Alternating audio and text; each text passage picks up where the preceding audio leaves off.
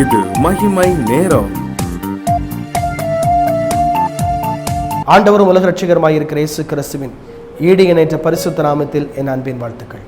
இந்த நாளிலும் நேற்றைய தினத்தில் மார்க்கு எழுதின சுவிசேஷத்தை குறித்து தியானித்தோம்.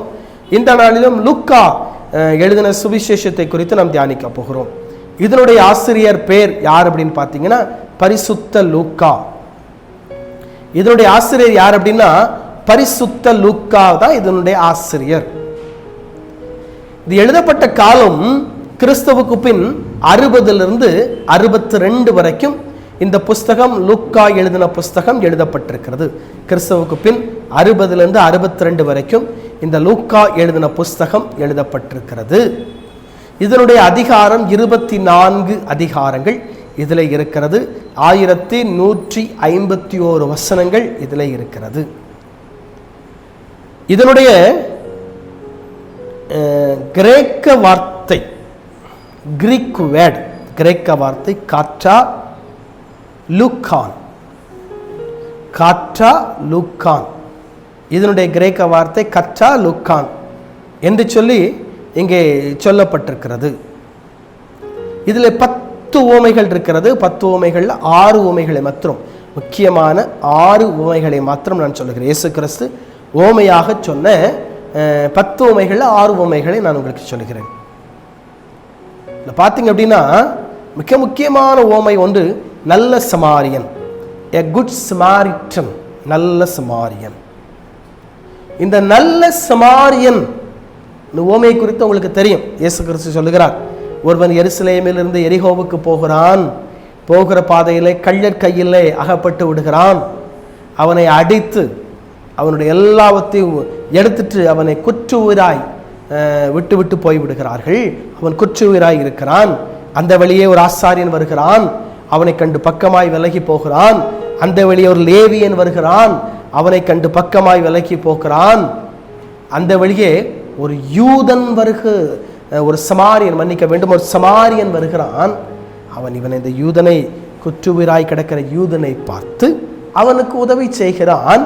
அவனுக்கு உதவி செய்து அவனை சத்திரத்திலே கொண்டு சேர்க்கிறான். ஆசாரியன் பக்கமாய் விலகி போனான், லேவியன் பக்கமாய் விலகி போனான். ஆனால் சமாரியன் மட்டும் இங்கே உதவி செய்கிறான். சமாரியன், குட் சமாரிட்டன், நல்ல சமாரியன் யார்? இந்த ஓமையில மறைமுகமாக சொல்லப்பட்டிருக்கிற ஒரு காரியம் என்ன பார்த்தீங்கன்னா இம்பார்ட்டன்ட், ரொம்ப முக்கியமான ஒன்று. பிசாசு, இந்த உலகத்தில் இருக்கிற பிசாசு மனிதனை அடித்து காயப்படுத்தி அவனை குற்றூராய் விட்டு போகிறான். ஆனால் நம்ம யாரும் தேடி வரல, நல்ல சமாரியனாய் இருக்கிற இயேசு கிறிஸ்து நம்மை தேடி வந்து பாவத்தின் காயத்தை நமக்கு கழுவி, பாவத்தின் அக்கிரமத்தை விட்டு நம்மை கழுவி, பாவத்தின் அக்கிரமத்தை விட்டு நம்மை நீக்கி, நம்மை அவருடைய அன்பிற்குள்ளாய் சேர்த்து கொண்டு விலைக்கரையமாய் தன்னுடைய ரத்தத்தை கொடுத்து நம்மை மீட்டார்.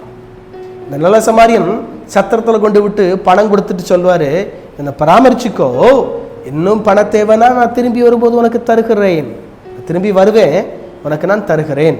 இயேசு கிறிஸ்து நம்ம பரலோகத்தில் சேர்க்கும்படியாக தன்னுடைய ரத்தத்தை சிந்தி நம்மை மீட்டெடுத்தார்.